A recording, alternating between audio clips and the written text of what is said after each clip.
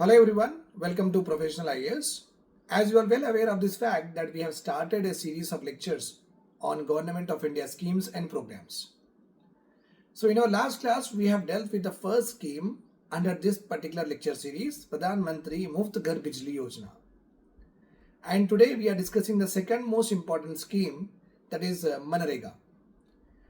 And I am taking up the schemes which are actually mentioned in the interim budget 2024 to 2025. So Nirmala madam has delivered the financial year budget speech on February 1st this year 2024.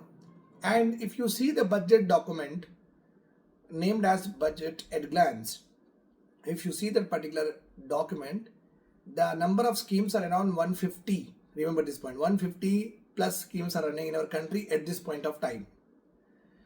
So when we see this particular document, you will come across the categorization of scheme also. So the first heading or the first category of scheme that is mentioned in the interim budget 2024 to 2025 is core of core schemes. The second category is only core schemes. The third category is central sector schemes. These three categories of schemes, and within these three categories, what programs and initiatives are actually put was also given in the Budget at Glance document. Okay, so we will, as because the budget is allocated to these particular schemes, it is very important from the point of examination that we should be knowing about these particular schemes at the first sight, because it is mentioned in the budget means they are still continuing, they are still running. Okay, so let us start our lecture with this MGNREGA scheme. Mahatma Gandhi, the full form is very simple, Mahatma Gandhi National Rural Employment Guarantee Act. So you can see that it's an act. Okay, and it is an employment act only for what? Rural areas. Only for rural areas applicable this scheme. So this act came into being, means actually it was passed in the year 2005, but rollout, or you can say that the commencement of the scheme began from February 2006. This is a the misconception, or you can say that a confusion always happens with the student, that some books will mention 2005, some books will mention 2006. So let us clear the air now. 2005 you generally have a act was passed, and 2006 February the act commences and the scheme was rolled out and people started availing the scheme benefit. Okay, right. So act in the year 2005, commencement February 2006. Now let us talk about the objectives or the mandate of the scheme. Objectives or the mandate of the scheme. First point here is, in rural areas this particular scheme will be applicable. Okay, I guess you are writing. It is important that you take a paper or your GK notes or general awareness notes or scheme category notes and write down there itself. Okay, every other day you have to learn with me, so that you have because we are completing a module. When you are having a module, it is very clearly you can approach that particular subject. When you know that this particular faculty is going to discuss all the schemes, then you can make a proper notes for it. And I am covering each and every bit of the scheme, whether it is date or month or tagline or year, objectives, little bit extra also I'll give you. So it is important that you cover the schemes module along with me. Okay, right. So MGNREGA, you have put the heading. The first point that you can write is act was paused in the year 2005. Second point you can write is commencement of the scheme February 2006. Third point you can write, it is applicable only in rural areas. Fourth point you can write, till 2009 this particular scheme, when it was started, it has been extended to rural districts, rural areas of the districts in a phased manner. At that time we did not have that much of budget, that's why the scheme was not rolled out pan-India at once. Okay, so that is the reason first very backward states, backward districts were taken, okay, into consideration, and those particular areas and states were extended the benefit of MGNREGA scheme. So 2006 onwards, slowly we have increased the number of districts in the rural areas of the districts in this particular scheme. After April 2009, this scheme was applicable to pan-India. Remember this point. After April 2009, all the districts of the rural and the rural areas are covered under the scheme. The next point you can write here is, under this scheme, 100 days of guaranteed what is important here, under this scheme guaranteed 100 days of employment will be given. Okay, and next point you can write it is first of such legislation which actually gives a right to an individual of right of employment also. Right of employment. This act ensures right of employment to the identified beneficiaries. Okay, so 100 days of employment will be given. This is guaranteed. Next point you can write here is, the work which is given is unskilled work. Unskilled work means you do not require any professional qualification, nor you require any certificate of training. All these are not required. It is a very basic work which with the observation also anybody can do. Like house sweeping is there. This is called as unskilled work. Construction sector head loaders are there. That is called as unskilled work, because as an engineer you can also see and do. As a normal educator I can also see and do. A normal illiterate person can also see and do.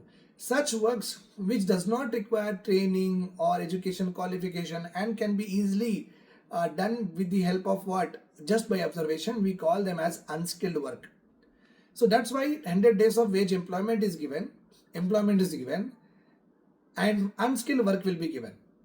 Next point here is whether they will be given money after the work is done, or it is the beneficiaries are given rice, wheat, etc.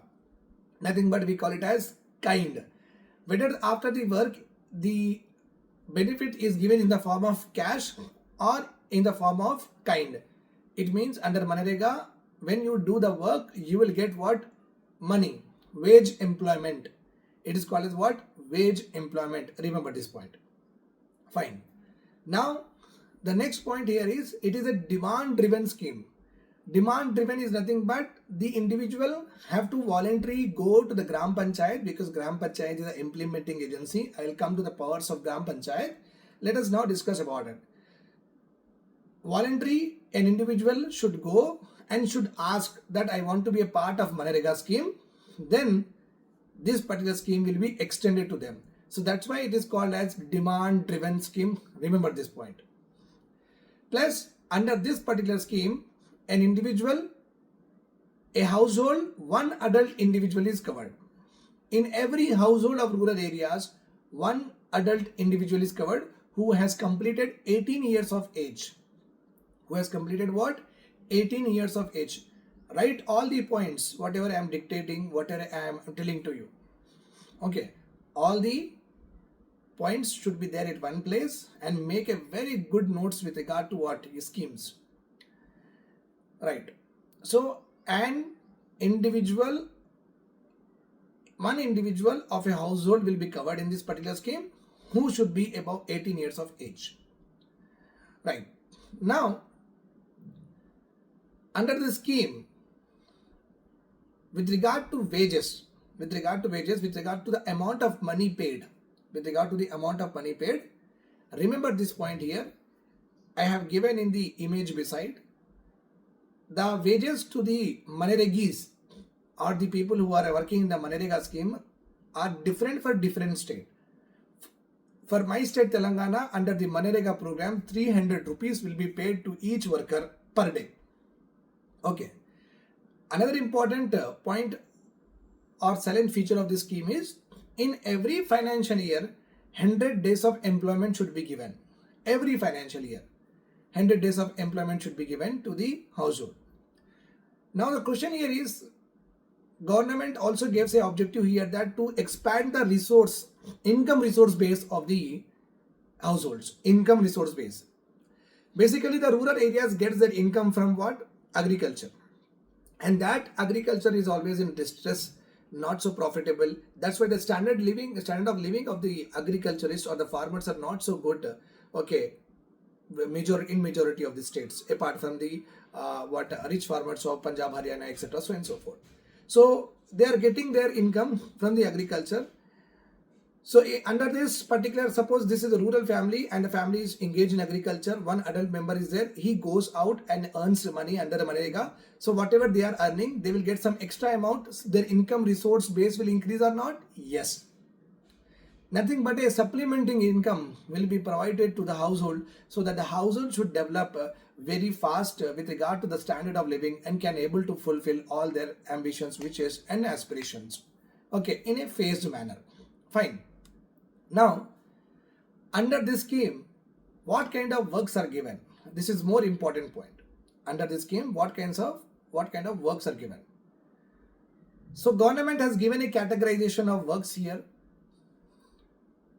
Basically, works given to the MGNREGAs are to create productive assets. Productive assets are nothing but those infrastructure, those assets that are involved in production of a good or service. Okay, like for example, if government construct a flyover, so is it nothing but a flyover is there, toll will be collected on the flyover, so a transportation or expressway service is given here, so government is getting money also and a productive asset is also created. Flyover means faster transportation of freight and passengers will also happen. If the government construct a NIMS, National Institute of Manufacturing Zone, okay, again what is happening there? Manufacturing happening. So production of goods is happening.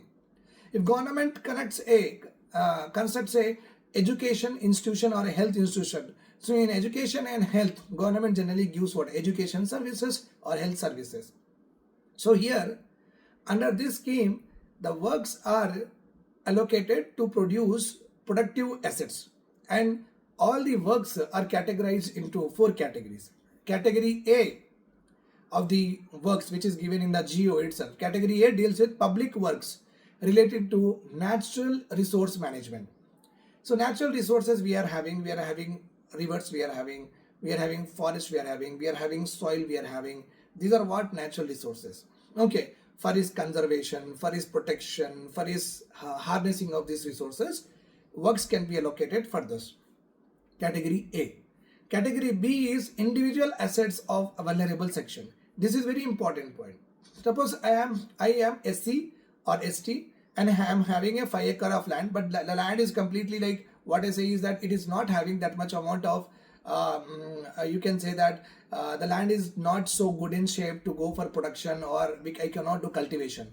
So individual assets are also taken up under this particular scheme for the making the land unproductive, from unproductive to productive.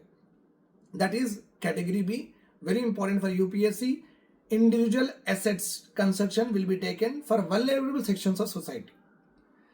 And category C is common infrastructure to be built under National Rural Livelihood Mission. Common infrastructure is nothing but a market which is utilized by all of us community members. That is why it is called as common infrastructure. A water tank, again a common infrastructure. So third category of works will be given under this is common infrastructure for National Rural Development, National Rural Livelihood Mission. Category D works are rural infrastructure only. Category D works are what? Rural infrastructure. This also you remember. Any infrastructure which is created in the rural areas with regard to laying of road, with regard to erecting of electric poles, with regard to construction of a water tank, with regard to what I say is that renovation of houses under any of the housing schemes. So that is called as rural infrastructure. Category D works are related to rural infrastructure. And under this scheme, negative list of works are also given. Means the works that should not be allocated to MGNREGAs, that was also given. I remember this point. Okay. Now, let us now talk about the powers of Gram Sabha. Very, very important here. Powers of Gram Sabha. Planning and decision regarding what resource to be developed, what productive assets to be developed. Do the villagers, do the Gram Sabha want school in their premises, or they want a health institution in their area, or they want to have a good marketing facilities in their area? The planning and the decision regarding to which asset to be built is resting on the Gram Sabha, and it has to be ratified by the Gram Panchayat. Okay, Social audit is also a new feature which is added to it. Social audit is nothing but as because everything being constructed under MGNREGA is social infrastructure, and planning and execution is being done by what? Gram Sabha. So that is the reason how much they have completed. Okay, what is their project plan? How much is invested in the particular construction of a particular set? So knowing all of this is called as social audit. Okay, then we are having determines the priority of works. Gram Sabha can determine the priority of works. They can tell to the government that no, we don't want a water tank. Can you please give us a road facility? Okay, so prioritizing the work is also one of the important power of Gram Sabha. Monitoring and execution of works, Gram Sabha should do. If a person want to do a job in MGNREGA, the Gram Sabha or Gram Panchayat should issue job cards to them. This is also important. And the last one is Gram Sabha shall prepare a developmental plan and maintain a shelf for work to meet the employment demand. So Gram Sabha should maintain the roster of all the employees who want to work, and also should maintain a blueprint with regard to what development plans that they are going to take in future. So this is all about the powers of Gram Sabha. Now, what is the compensation criteria here? I, as a MGNREGA beneficiary, go to the Gram Panchayat. Sir, please give me a job card. Job card is issued by the Gram Panchayat. Then I will go to, then a work should be given to me. Let us suppose for 15 days no work is given to me, or work is not given, or delayed is given. Then I should be getting unemployment allowances. Remember this point. I should be getting unemployment allowances. Along with that, suppose I have done the work. Suppose if they don't give me the work, then they have to give me unemployment allowances. Suppose I have done the work but payment is delayed. In this case also compensation will be given to MGNREGIs. Clear? Fine. Now, whenever this scheme is implemented, it is a centrally sponsored scheme. Means central government should give some and state government should give some. Okay.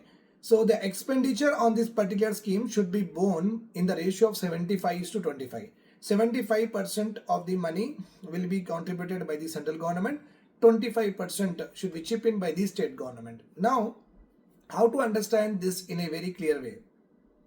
Suppose in my Telangana state, let us suppose we are having around 10 lakhs MGNREGA beneficiaries are there. 10 lakhs MGNREGA beneficiary has worked for 15 days. Let us suppose the total amount of these particular beneficiaries come to 3 crores. Okay, that will become difficult for me to do the calculation. So let us round it off. Okay, 10 crores. In my Telangana, remember this point, 10 lakhs MGNREGA beneficiaries are there. 10 lakhs MGNREGA beneficiaries have done out of 100 days. Let us suppose in the month of April 2024, or let us take the last month because that is over now. In this financial year, in March month, in Telangana, 10 lakhs MGNREGA beneficiaries are there. These 10 lakh people have done for 25 days. 10 lakh people have done for work under MGNREGA 25 days. 25 days into 300 rupees. Okay. 25 days into 300 rupees plus into we have to do what? 10 lakh people. Let us suppose the total amount to be paid to the MGNREGA is what? 10 crore rupees. 10 crore should be given to what? MGNREGIs who have taken the who has availed the scheme in the month of March, and we have to give them the money because the work is done. Now, in these 10 crores, the Telangana government will submit to the finance ministry, central government finance ministry, and says that 10 lakh beneficiaries have done for 25 days and this much amount will come. You have to pay, the total amount come to 10 crores, 7 crores you should pay and 3 crores government of Telangana will pay. Okay, so that the state government should send this to what? Central government, and central government will release the fund to the state government and central government together will club, and in all the bank accounts of the MGNREGIs, the money will be transferred. This is how the total process of amount disbursement and the ratio of money division will happen among the central and state government. Okay, right. Suppose if there is a discrepancy is there with regard to the work allocated, or your payments have not come, if there is any problem is there to the MGNREGIs, a separate grievance or ombudsman channel has been created where the MGNREGA workers can raise their complaints. Okay, fine. So that is there, and let us see some other important goals. Goals of MGNREGA is also given here. Social protection for the most vulnerable section. The first important goal. Mean the vulnerable section like SC, ST, okay, you're having women, minorities, and transgender who has been not be getting what enough job opportunities. Okay, where they should live, what they should eat. Tomorrow, did they get the sufficient amount of food or not? In order to protect these people from any kind of uncertainties, Government of India is providing this particular scheme.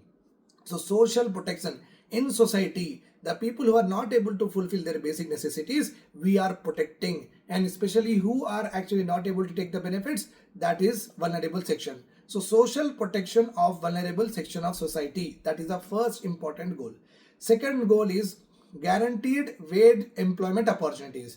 Means the individual need not to worry that tomorrow will I get a job or not, because he is given what complete 100 days of employment he is given, that too guaranteed. So he is mentally at peace also, because tomorrow he can go and work and he can earn money. Okay, enhance livelihood security of the rural poor. The poor people in the rural area, if they are not getting the job, they will not have more employment opportunities also. Under this particular scheme, they will have a livelihood security. Livelihood security is nothing but जीने के लिए उनके पास कुछ पैसे इसमें ये scheme में मिल जाएंगे. ठीक है. Then the fourth goal is rejuvenate natural resource base of the rural areas. Those natural resources which are there in the rural areas, with the help of this MGNREGA programs, you can rejuvenate them. Means you can harness them, we can use them, and we can unleash the power of what? The various natural resources which is embodied in the rural areas. Okay, fine.